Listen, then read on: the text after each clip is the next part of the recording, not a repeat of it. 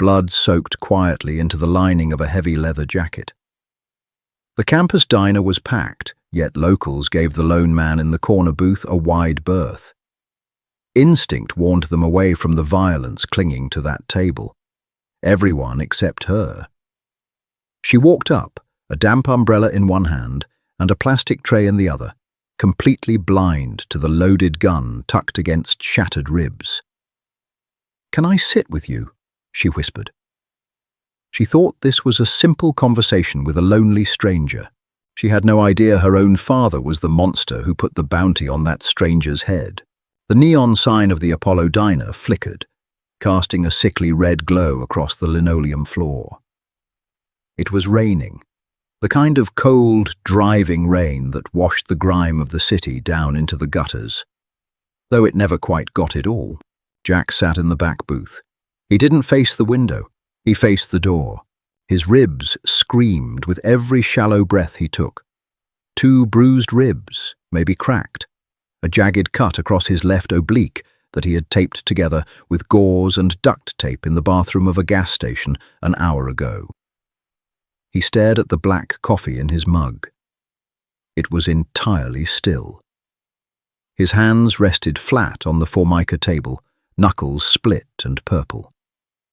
He was 24, but his eyes belonged to a man who had lived 3 lifetimes in the dark. The diner was deafening. Midterm week at the university 3 blocks away meant the place was swarming with college kids. They smelled like cheap perfume, wet wool, and panic. Jack tuned them out. He was watching the door, calculating the response time if one of the O'Banion crew walked through it. He had a Colt 1911 pressed against his spine.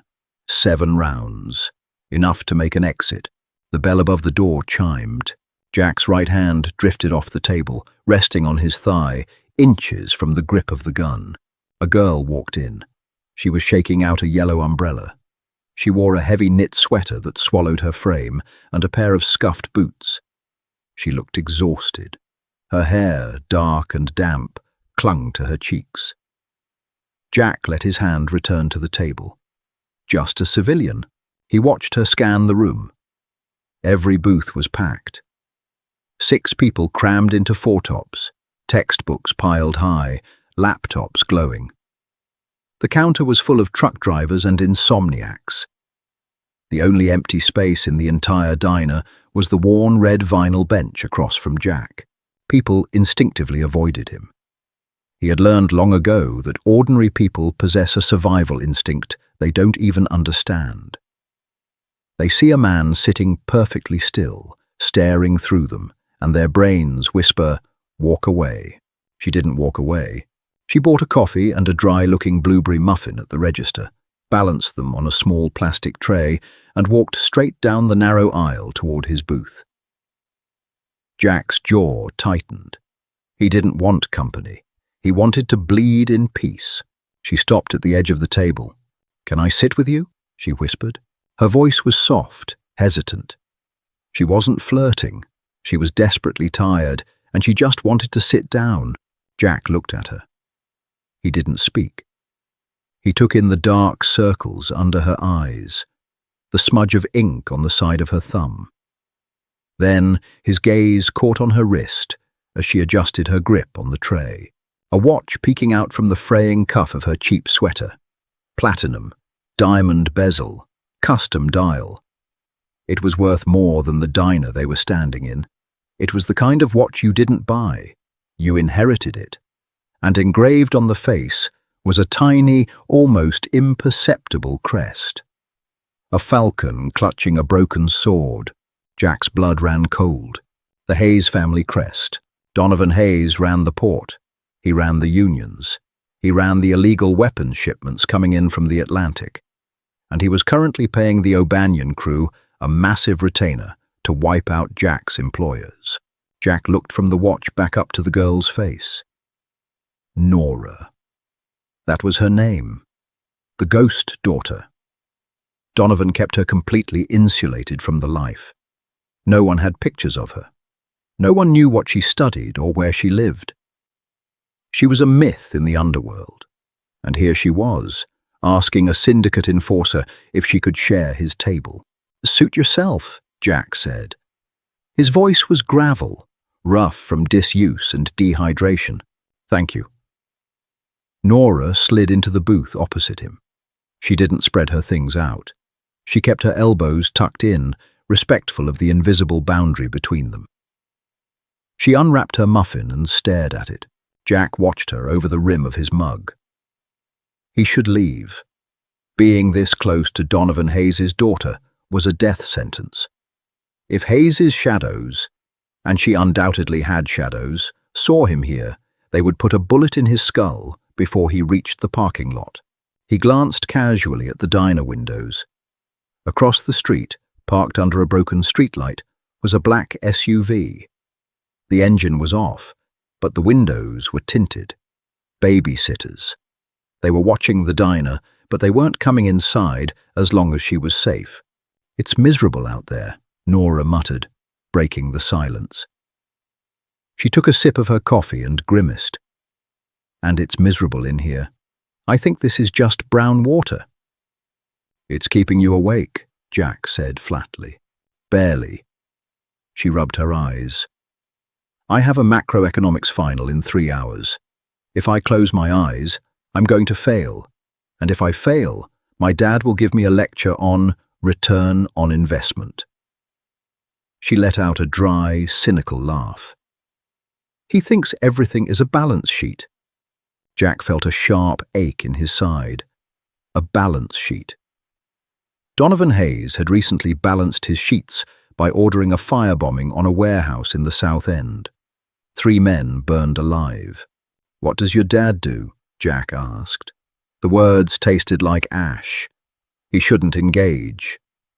"Logistics," Nora said, tearing a piece off her muffin. "Shipping containers, supply chain management. It's incredibly boring. He works way too much. I barely see him." She believed it. Jack stared at her, genuinely stunned by the depth of the lie she was living in. She had no idea. The blood money that paid for that platinum watch, the tuition for her macroeconomics class, the very clothes on her back. It all came from extortion, violence, and fear. "You don't talk much," she noted, looking at him. Her gaze dropped to his hands resting on the table. She saw the split knuckles, the dried blood in the cuticles. Her brow furrowed. "Are you okay?" "I work construction," Jack lied smoothly, pulling his hands off the table and folding them in his lap. "Slipped off some scaffolding." "You should get that looked at, and—" She gestured vaguely to his torso. "You're leaning to the left. You're hurt." "I'm fine." "Stubborn," she murmured, pulling a textbook from her bag. She opened it, highlighting a passage in bright yellow. "Well, I appreciate the seat. I'm Nora, by the way." Jack looked at the offered name. It hung in the air, heavy and dangerous. He could end the O'Banion War right now. He could make one phone call, give his boss her location, and they could use her as leverage against Donovan Hayes. It was the smart play. It was the loyal play. He looked at the ink smudge on her thumb. "Jack," he said. She smiled, a brief, tired thing that didn't reach her eyes, and went back to her book. Jack sat in silence, the loaded gun digging into his back, and listened to the rain beat against the glass. 2 weeks later, the bruises on Jack's ribs had faded to a muddy yellow, but the routine was permanently etched into his schedule. He didn't plan it. It started as surveillance. That was the lie he told himself in the mirror every morning while wiping shaving cream from his jaw. He told himself he was monitoring Donovan Hayes' daughter, gathering intelligence, looking for weaknesses in the enemy's armor, but he never made the phone call. Every Tuesday and Thursday at 4 p.m., Jack sat in the back booth of the Apollo Diner. And every Tuesday and Thursday at 4:10 p.m., Nora walked in, bought a terrible coffee, and sat across from him. They didn't talk much at first. It was a silent agreement. He offered a barrier against the loud, chaotic energy of the college crowd. She offered a quiet normalcy he hadn't experienced since he was a kid. Slowly, the silence began to break. "He sent another guy," Nora said on a rainy Thursday, dropping her bag onto the floor with a heavy thud. She slid into the booth, looking profoundly irritated. Jack didn't look up from his newspaper. Another guy? A driver? Nora made air quotes with her fingers. "My dad. He fired the last driver because the guy was 5 minutes late picking me up from the library.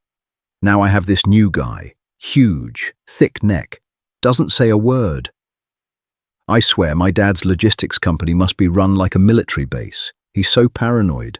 Jack slowly turned the page of his paper. He knew the driver. His name was Cole. He was an ex-mercenary who had beaten a man to death with a tire iron in a dispute over a stolen shipment 2 years ago. "Maybe your dad just wants you safe," Jack said carefully. "Safe from what?" Nora scoffed. "I'm an art history minor, taking business classes to appease him. The biggest threat to my life right now is a paper cut. But he treats me like I don't know, glass, like someone is going to steal me." Jack looked at her. She was wearing a simple grey hoodie today, her hair pulled back in a messy knot. She looked incredibly young, incredibly fragile, and entirely oblivious to the fact that half the city's underworld would happily put a gun to her head just to make her father flinch.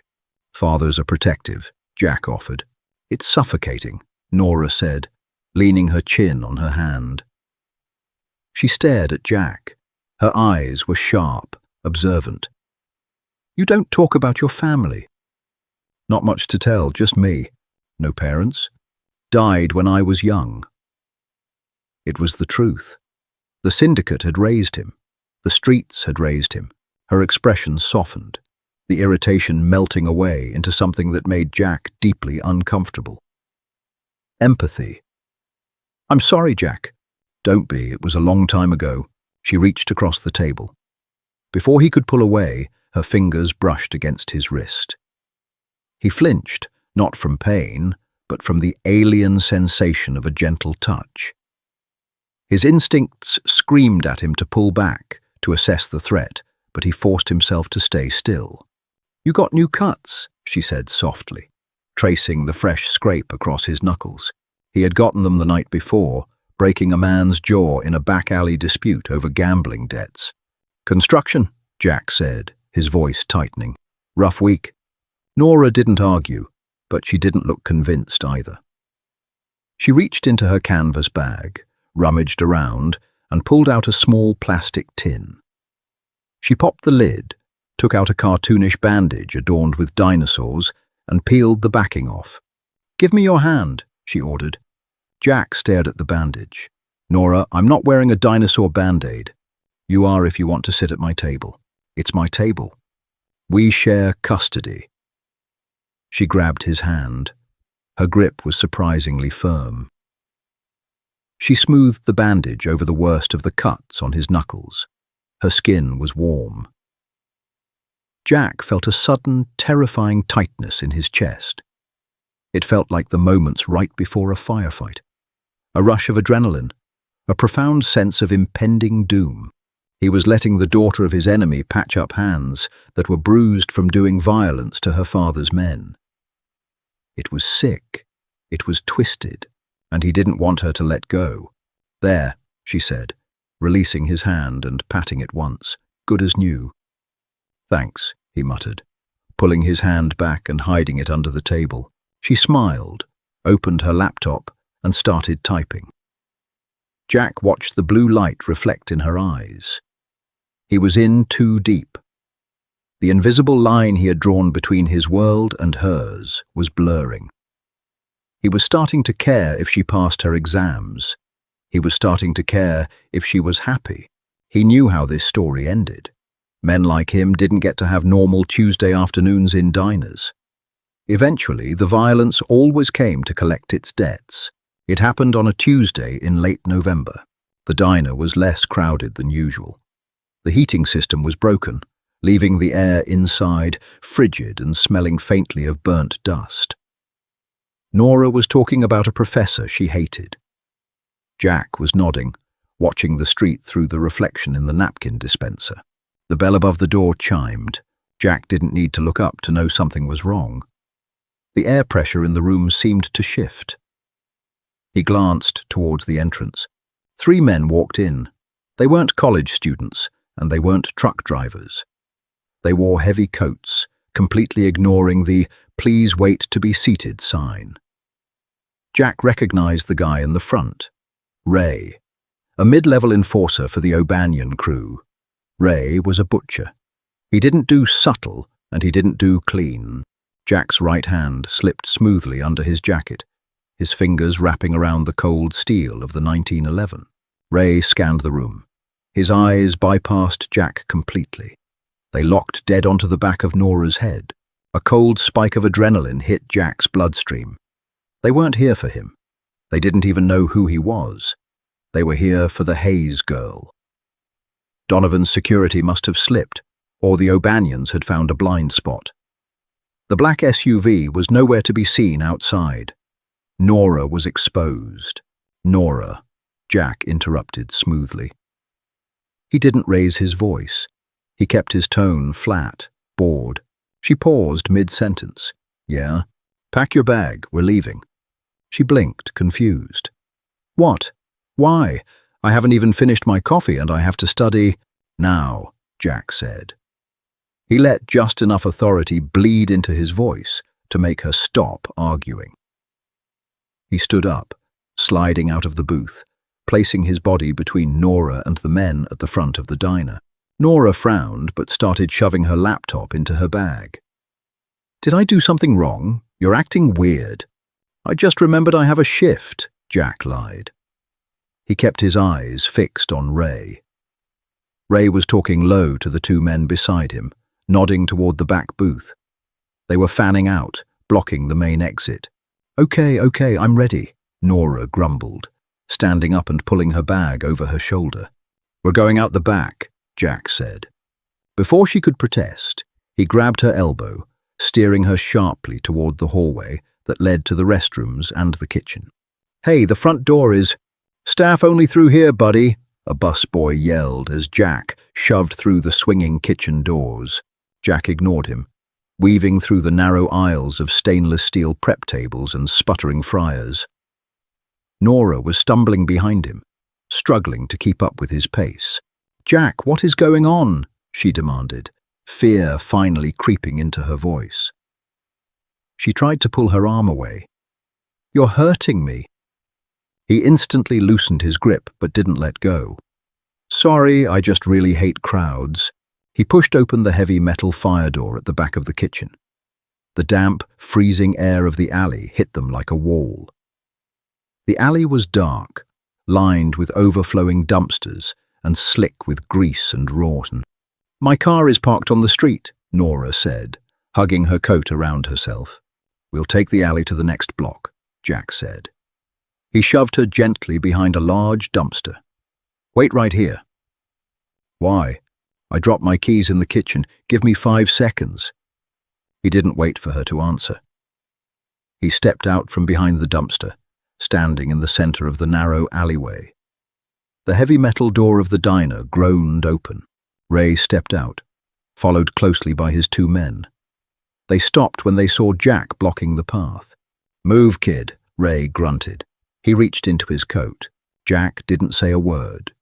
He didn't hesitate.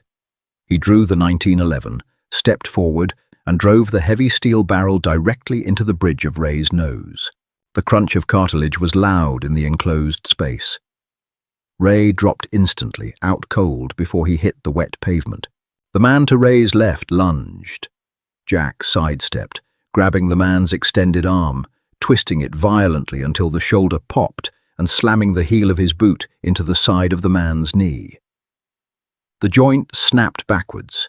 The man let out a strangled cry, crumbling to the ground. The 3rd man pulled a gun. Jack closed the distance in a fraction of a second.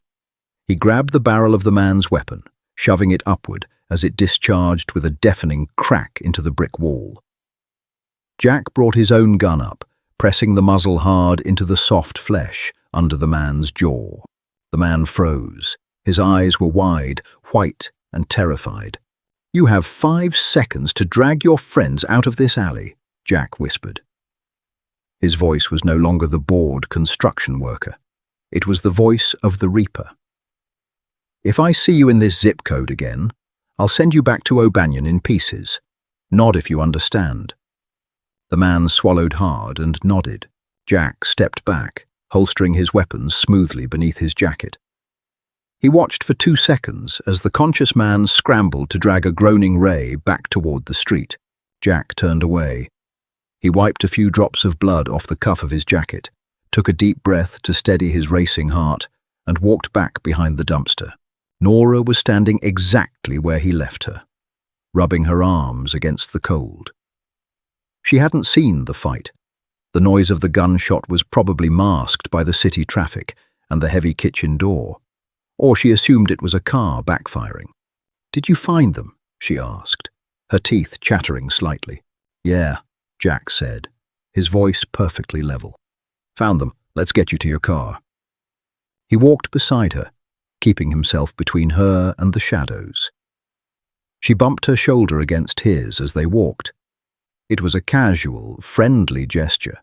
"You're a really weird guy, Jack," she said, shaking her head. "But I guess you're all right." Jack looked down at her. She was smiling, a genuine, bright smile that made his chest physically ache. He was lying to her with every breath he took. He was covered in the blood of men who wanted to kill her, protecting her from a war her own father had started. "Yeah," Jack murmured, looking out at the dark street ahead. "I'm all right." Jack didn't sleep for 3 days after the alley. He sat in the dark of his 3rd-floor walk-up, listening to the sirens bleed through the thin glass of his single window. He stripped his 1911 down to its base components, wiped every spring and pin with a rag soaked in Hopper's number 9, and put it back together. He did this 12 times. The O'Banions were quiet, but it was the wrong kind of quiet. It was the silence of a lung pulling in air before a scream. On Friday night, his burner phone buzzed against the cheap laminate of his coffee table. "Yeah," Jack answered. "We got a leak in the south end." Frank's voice rasped through the receiver.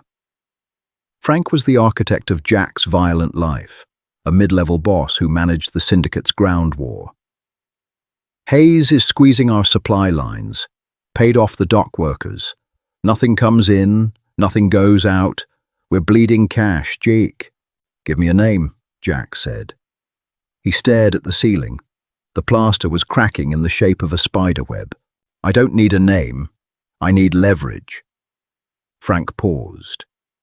A lighter flicked over the line, followed by a long exhale. "Hayes has a kid, a daughter, kept off the books. I got guys looking for her. When we find her, we pull her off the street.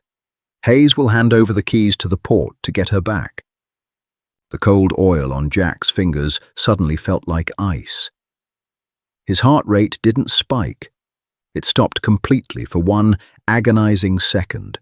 Kidnapping a civilian, Jack kept his tone aggressively neutral. "Hayes will burn the city down. The feds will get involved." "Let him try," Frank coughed. "Just keep your ear to the ground. If you hear anything about the Hayes girl, you call me direct, understand?" "Understood." Jack hung up. He tossed the phone onto the table. He was a dead man.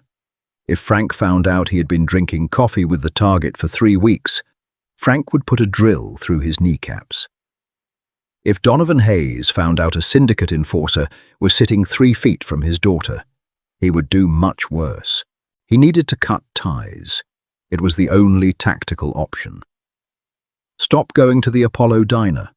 Vanish into the concrete.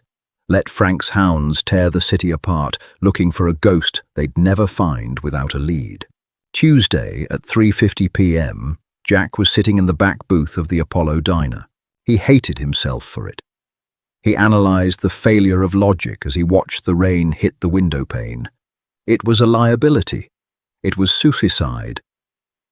But when the bell above the door chimed at exactly 4:10 p.m., the knot in his stomach loosened just a fraction. Nora looked worse than usual. The heavy knit sweater was replaced by a rigid, dark trench coat. She was pale, and her eyes were rimmed with red. She slid into the booth without buying a coffee. "You look like hell," Jack said. It slipped out before he could filter it. Nora didn't smile. She stared at the scratched surface of the table. "My uncle died." Jack froze. He mentally scanned the casualty lists from the past 48 hours. The syndicate had hit a warehouse supervisor in the Diamond District on Sunday. Paulie, Donovan Hayes' brother-in-law. "I'm sorry," Jack said. His voice was hollow. He had driven the getaway car. "It was a heart attack," Nora whispered, tracing a gouge in the formica. "At least, that's what my dad said." But the casket was closed, and there were men at the funeral, men in cheap suits who looked like they were waiting for a bomb to go off. I asked my dad what happened, and he just yelled at me. She looked up at him. Her eyes were searching his face for something. Comfort, an anchor, a shred of honesty. "He told me to go back to school, to focus on my finals. His brother is dead, and he's talking to me about my GPA. A tear spilled over her lower lid, tracking through the dusting of makeup on her cheek. She scrubbed it away angrily. Jack's jaw clenched. He could smell the cheap funeral parlor flowers lingering on her coat. He was sitting across from the collateral damage of his own life's work. "People handle grief differently," Jack offered. It was a pathetic, empty platitude, and they both knew it. "It's not grief," Nora snapped, her voice dropping to a harsh whisper. "It's fear. My dad is terrified. I can see it, but he won't look at me. He won't tell me the truth." She leaned forward, resting her elbows on the table. "You know what the worst part is, Jack? I feel like I'm living in a house with a stranger. All these locked doors, all these quiet conversations I'm not allowed to hear. Sometimes—" She hesitated, swallowing hard. "Sometimes I think he's involved in something awful." Jack looked at the dinosaur band-aid still stubbornly clinging to his knuckles. The edges were peeling, grey with dirt. "Don't ask questions you don't want the answers to," Jack said softly. Nora stared at him. The vulnerability in her eyes hardened, replaced by a sudden, sharp clarity. She looked at his split knuckles. She looked at the way he sat, his back to the wall, his eyes constantly scanning the exits. She looked at the slight, unnatural bulge under the left arm of his leather jacket. "What kind of construction do you do, Jack?" she asked. The question wasn't innocent anymore. Jack held her gaze. The diner was loud around them, clattering plates, laughing students, a waitress shouting an order. But their booth was a vacuum, the kind that tears things down, Jack said. Nora didn't flinch. She slowly pulled her hands off the table and folded them in her lap. The illusion was cracking. The glass was fracturing under the weight of the truth, and neither of them moved to fix it. "I have an art showcase tonight," she said quietly. "A gallery on the east side of campus. I curated a small exhibit for my final project, 7 o'clock. She stood up. She didn't look at him again. She just walked out into the rain. Jack watched her go. He knew what she was doing. She was testing him, giving him a location, seeing if he would step out of the shadows and into her actual life. He touched the cold steel of the gun against his ribs. He knew he shouldn't go. The university art gallery was a stark, sterile room bathed in blinding white track lighting. It smelled of ozone and fresh paint. There were maybe 20 people inside. Professors holding plastic cups of cheap wine, students in oversized glasses pretending to understand abstract sculpture. Jack stood in the corner, feeling like a wolf in a petting zoo. He wore a dark wool coat over a charcoal sweater to hide the hardware he was carrying. He had spent the last hour sweeping the perimeter. The east side of campus was dead at night. No O'Banion scouts, no syndicate tales. He was clear. He found Nora standing in front of a series of black and white photographs. She wore a simple black dress that made her look older, sharper. She was holding a plastic cup of water, staring blankly at a photograph of a decaying industrial bridge. Jack walked up beside her. He didn't speak. He just looked at the photograph. "You came," she said, not turning her head. "You invited me. I didn't think you would. You don't strike me as the contemporary art type." "I like the quiet," Jack said. She finally turned to look at him. The harsh overhead lighting caught the exhaustion etched into her face, but there was a defiant spark in her eyes. "My dad called, said he was sending a car for me at 8. I told him I'd take a cab. He screamed at me." "You should have taken the car," Jack noted, his eyes scanning the room. "I'm tired of the cars. I'm tired of the guards. I just want to exist for one night without feeling like a prisoner." She took a sip of her water. "I wanted you to see this part of my life, to prove that I'm not just some depressed girl complaining in a diner." "You're not," Jack said. "You're smart, you're observant, which is why you need to start being careful." Before Nora could ask what he meant, the heavy glass doors of the gallery opened. Jack's instincts fired before his brain fully processed the image. Two men walked in. They weren't art students. They moved with the heavy, deliberate tread of men who carried weight. Jack recognized the man in the front immediately. Tommy, a trigger man for Frank's crew. Jack had done 3 jobs with him. Tommy was a meth addict with a hair-trigger temper and zero impulse control.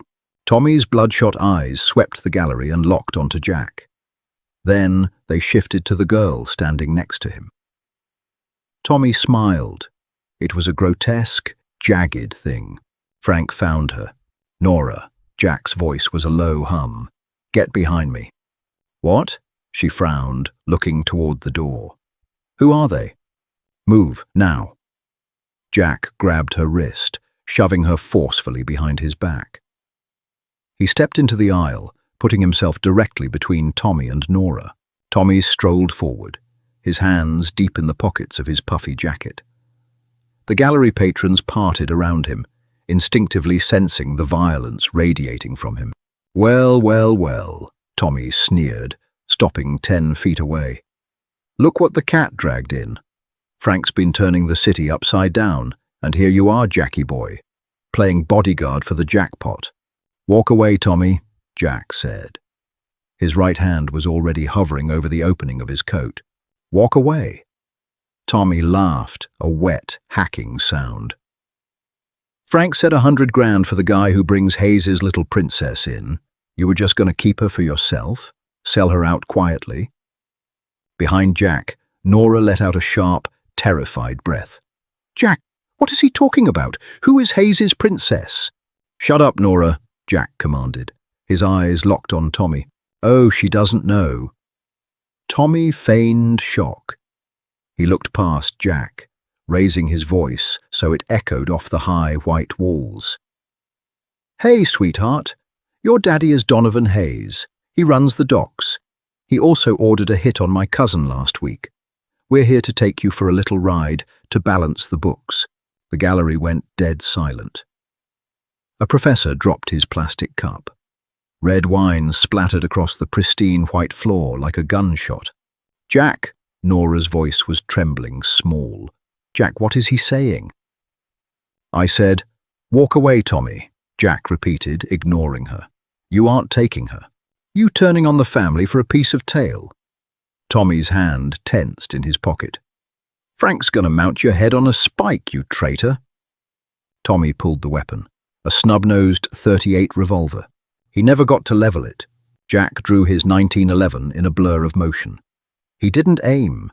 He relied on muscle memory forged in 100 back alleys. Bang! The deafening roar of the .45 caliber round shattered the silence of the gallery. The smell of burnt cordite instantly overpowered the ozone.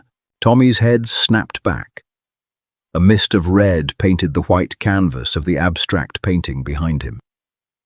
He dropped to the floor like a sack of wet concrete, his revolver clattering uselessly across the polished wood. The second man froze, his hand halfway into his jacket. Jack didn't hesitate. He shifted his aim and fired twice. Bang, bang, 2 rounds to the chest. The man collapsed backward through a glass display case, the shattering glass harmonizing with the screams of the gallery patrons who were now diving for cover. Crawling frantically toward the exit, silence slammed back into the room, broken only by the ringing in Jack's ears and the heavy, ragged breathing of the girl standing behind him. Jack kept his gun raised, sweeping the room. Clear.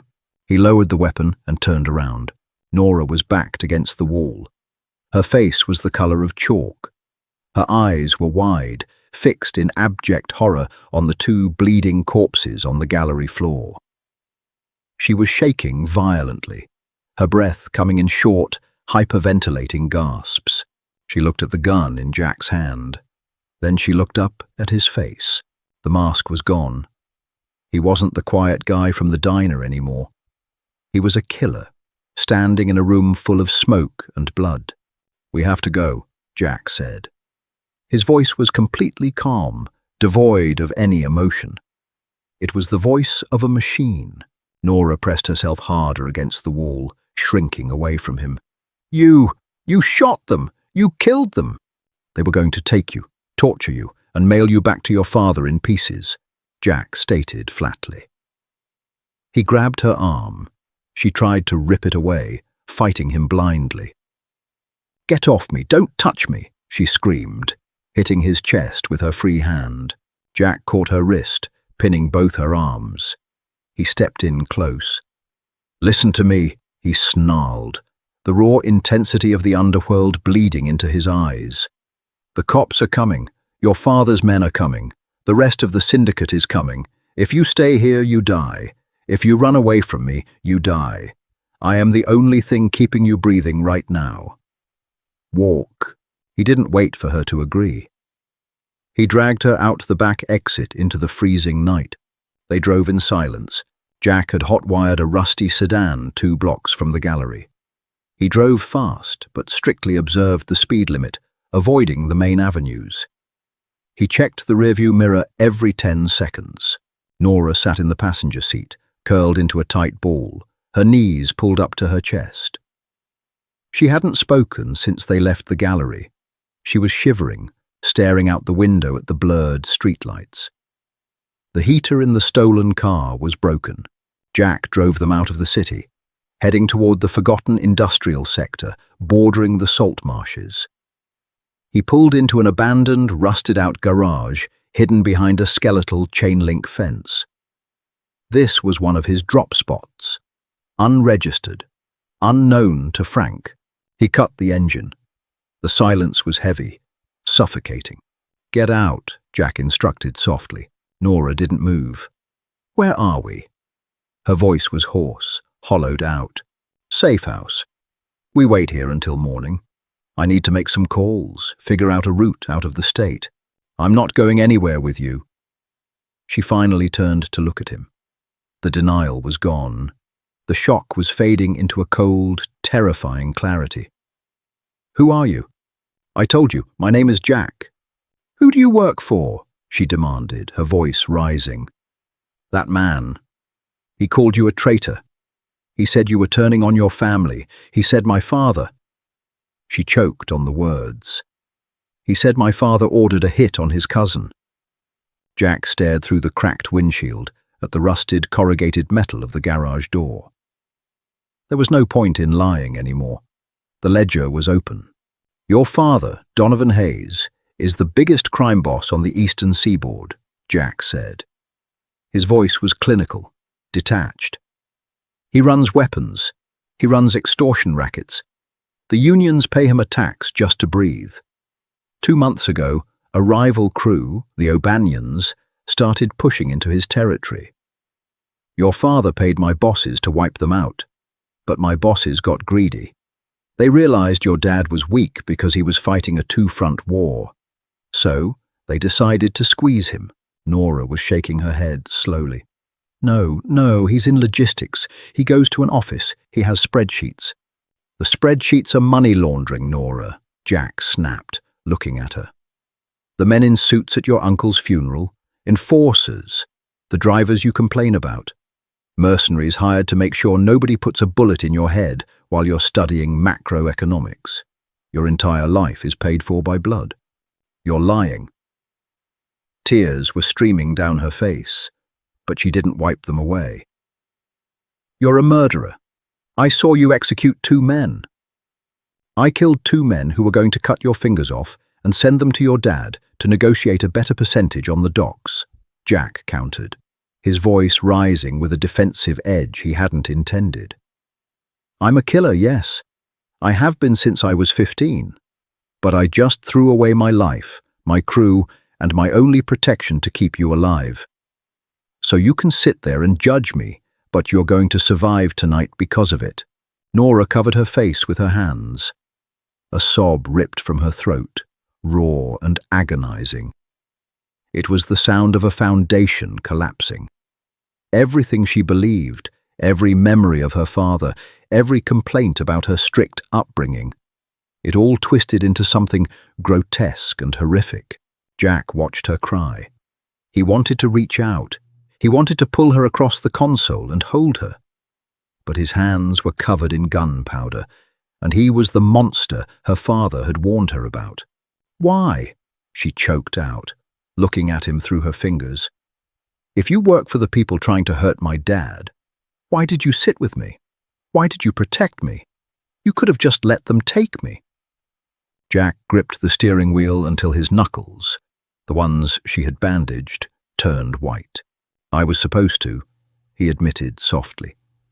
I sat at that table to watch you, to figure out your schedule. I was the scout. Nora recoiled, pressing her back against the passenger door. Betrayal flashed in her eyes, sharper than the fear. You used me. At first, Jack said, turning to face her fully in the dark car. But then you sat down. You complained about your classes. You drank terrible coffee. You looked at a guy who smelled like copper and violence, and you put a dinosaur band-aid on his hand. He swallowed hard. The cynicism he had worn like armor his entire life felt paper-thin. I live in a world where everyone is a target or a threat, Nora. You were the only thing in my life that was just real. I couldn't let them touch you. I couldn't let them pull you down into the dirt with the rest of us. Nora stared at him. The silence stretched between them, thick with the smell of old engine oil and the lingering ghost of cordite. So what happens now? She whispered. Now, Jack said, pulling his burner phone from his pocket. I go to war against my own people, and you have to decide if you want to run with a killer or go back to a father who built an empire on graves. The safe house was a frozen tomb of rusted tools and cracked concrete. Dawn crept through the grimy skylights, casting long grey shadows across the floor. Jack sat on an overturned milk crate near the door. He hadn't slept. His eyes were trained on the dirt road leading to the garage, his right hand resting on the grip of the 1911. Beside him on a workbench sat a small plastic bag. He had slipped out 2 hours ago, moving like a ghost through the industrial sprawl, until he found a 24-hour bodega that hadn't been completely picked clean by the night shift. He bought gauze, rubbing alcohol, 2 bottles of water, and a mesh bag of oranges. Nora was asleep in the back seat of the stolen sedan. She looked small, her coat pulled tight around her throat. Jack stood up quietly. His ribs burned with a dull, throbbing heat. He walked over to the workbench, pulled a folding knife from his pocket, and sliced an orange in half. The sharp, bright scent of citrus immediately cut through the smell of stale air and engine grease. It felt like a violation of the space, something too clean, too alive for a room built for hiding dead men. He found a relatively clean, heavy glass mug on a shelf, wiped it out with a rag, and began squeezing the oranges by hand. The juice pooled at the bottom. He did it methodically, his bruised knuckles flexing until he had a full glass. Every morning of his life had started with the taste of cold coffee and adrenaline. He didn't know why he bought the fruit. He just knew he wanted to give her one normal thing before the world burned down completely. He heard the car door groan. Nora stepped out. Her hair was tangled, her eyes swollen. She looked around the cavernous garage, the reality of the previous night hitting her in a fresh wave. She spotted Jack by the workbench. "I thought you left," she said. Her voice was raspy. "I don't run on jobs," Jack said. He slid the glass of fresh squeezed juice across the rusted metal table. "Drink this. Your blood sugar is crashing." Nora walked over slowly. She stared at the bright orange liquid, then up at him. She picked it up with both hands and took a sip. The sweetness was a shock to her system. She closed her eyes for a long second, grounding herself in the simple, undeniable reality of the taste. "My dad," she started, setting the glass down. "He has an office downtown, a logistics firm. Hayes Global Solutions." "A front," Jack said, leaning against the wall. "He moves money through it to pay his street soldiers. It keeps his hands clean." "I used to help him," Nora whispered. The horror was gone, replaced by a cold, settling anger. "When I was 19, he said I needed to understand the value of $1. He had me organize his digital ledgers, accounts payable, supply chain routing. I thought it was boring." She let out a dry, humorless laugh. "I was formatting the payroll for assassins." Jack watched her. He could see the gears turning in her head. The terrified college girl was shedding her skin. "The security on those servers," Nora continued, her voice hardening. "It's biometric for the physical doors, but the network itself is old. He doesn't trust the cloud. He keeps everything on local servers. If we can get inside that building—" She trailed off, looking at Jack. "If we get inside what?" Jack asked. "I can zero it out," Nora said. She met his gaze, and for the first time, he saw her father in her eyes. It wasn't the violence. It was the absolute, unyielding authority. "I remember the routing numbers, the offshore shells. If I plug into the mainframe, I can transfer every cent he has into phantom accounts. I can drain his empire." Jack stood perfectly still. The sheer audacity of the plan hummed in his chest. If you take his money, he can't pay his men. The union bosses walk, the mercenaries turn on him, and if he doesn't have an army, Frank's syndicate rolls over him, Nora finished. "But what if I drain Frank's accounts too? The payments my dad makes to the syndicate go to a holding company. I saw the transfers. I have the destination accounts. I can trigger a cascade failure, bankrupt them both. It was a suicide mission. 2 people walking into the heart of a fortified financial fortress. But it was brilliant. It was the ultimate dismantling of the hierarchy. The arrogant men who treated the city like a chessboard were about to have the board flipped by the pawn they forgot to watch. "They'll kill us if they catch us," Jack stated. "They're going to kill us anyway," Nora said. She picked up the glass and finished the juice. "I'm tired of running, Jack. I want to tear it down." Jack looked at his split knuckles, at the peeling dinosaur bandage still clinging to his skin. He reached into his coat and checked the magazine of his 1911. "We leave at midnight," he said. The Hayes Global Solutions building was 20 stories of steel and black glass, completely dead to the world at 2 a.m. Jack and Nora stood in the loading dock alley. The rain had returned, a freezing drizzle that slicked the pavement.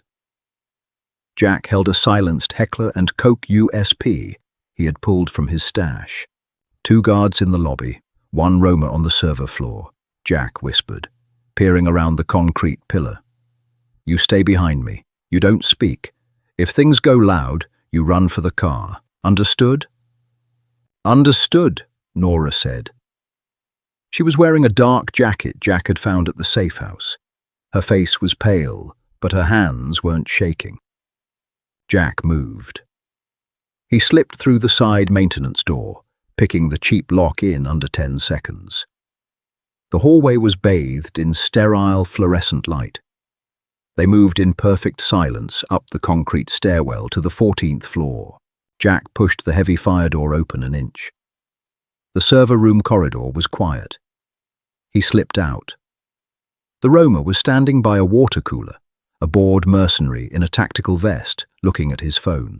Jack didn't give him a chance to blink. He crossed the distance in 3 silent strides, bringing the heavy steel butt of his pistol down against the base of the guard's skull. The man crumpled without a sound. Jack caught him, lowering him gently to the carpet. He waved Nora forward. She stepped over the unconscious guard without looking down. She approached the heavy glass doors of the server room. It required a keycard and a passcode. 6 digits, she murmured, staring at the keypad. My dad's ego is his biggest blind spot.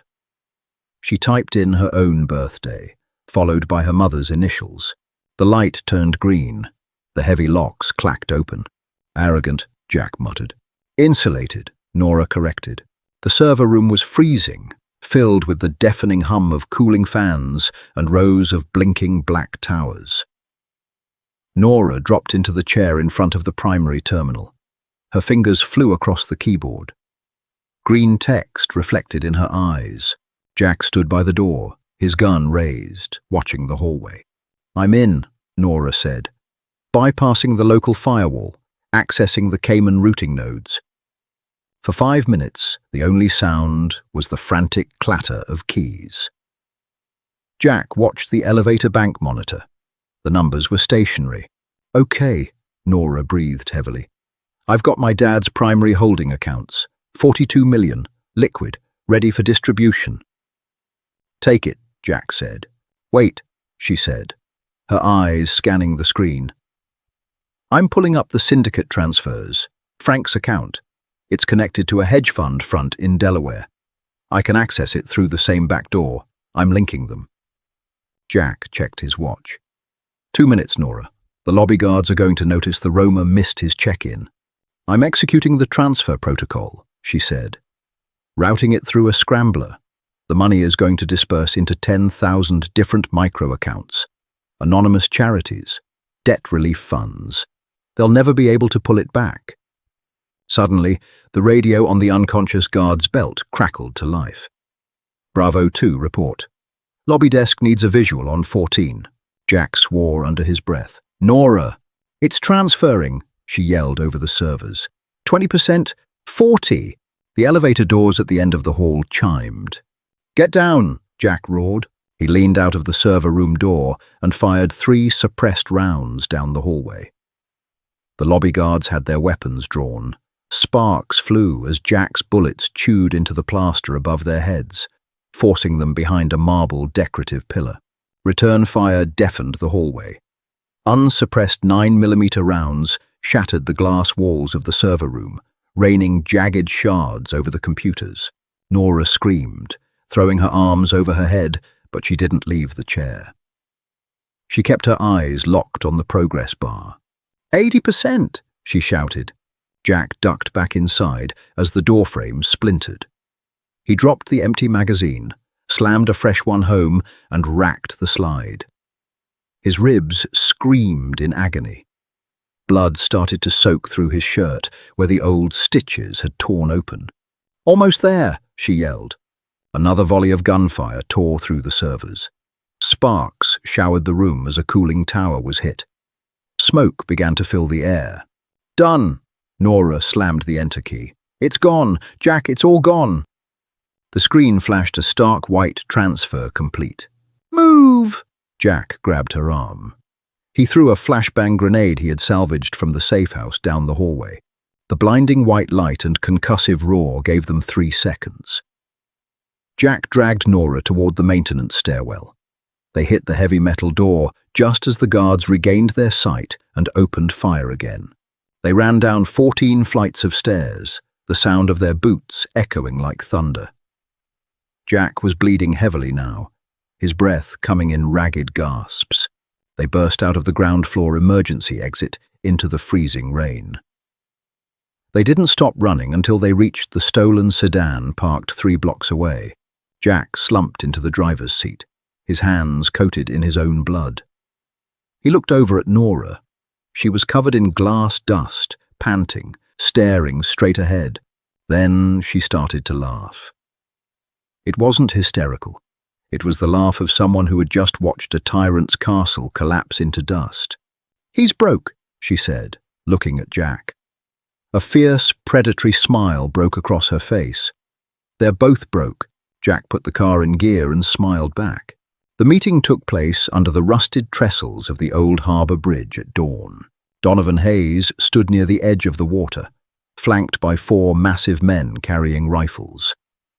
He looked immaculate in a tailored wool coat, but his face was tight with suppressed panic.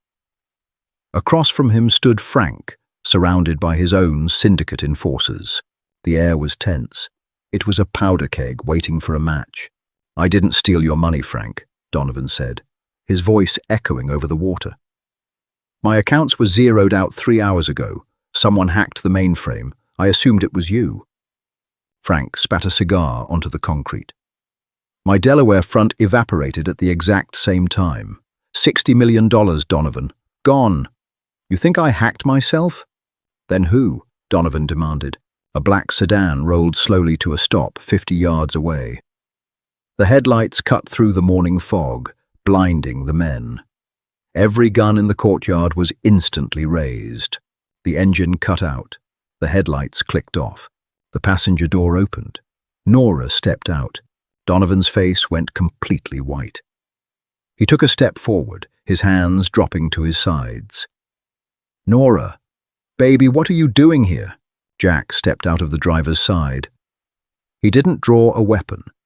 He stood tall, despite the blood soaking his side, leaning casually against the roof of the car. Frank squinted through the mist. "Jack, what the hell is this?" "This," Jack called out, his voice carrying clearly over the sound of the freezing waves, "is a retirement party." Nora walked forward. She didn't look terrified. She didn't look like a hostage. She walked with the exact same posture, the exact same unyielding authority that her father had used to rule the city for 20 years. She stopped 20 feet away from the armed men. "You lied to me," Nora said. Her voice was steady, perfectly controlled. "My whole life. You told me I was safe. You told me you were building a legacy." "Nora, get behind me right now," Donovan ordered, his voice trembling. "He's a killer. He works for Frank." "I know who he is," Nora said coldly. "And I know who you are. I know about the warehouse fire. I know about Uncle Paulie. I know how you paid for my tuition." She pulled a silver flash drive from her pocket and tossed it onto the wet concrete. It skittered to a stop at Donovan's expensive leather shoes. "That's a copy of the final ledger," Nora said.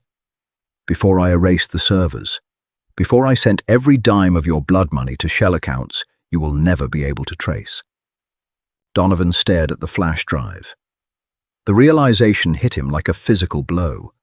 His knees visibly buckled. The men behind him shifted, murmuring. The boss had no money. The boss had no power. "You?" Donovan whispered. "You did this. You wanted me to learn the business, Dad," Nora said, the title laced with venom. "Consider it a hostile takeover." She turned her gaze to Frank. The syndicate boss was staring at her with wide, terrified eyes. "And you," she said to Frank. "Your accounts are gone too. If you kill Jack, the decryption keys die with me. If you come after me, the evidence on that drive gets sent to the FBI, the DEA, and every rival crew in the state. You are both bankrupt. You are both exposed." She looked back at her father. The mighty Donovan Hayes looked old. Stripped of his wealth and his violent aura, he was just a tired, broken man standing in the rain. The ultimate reversal. The ghost daughter had brought the kings to their knees without firing a single shot. "Don't ever look for me," Nora said.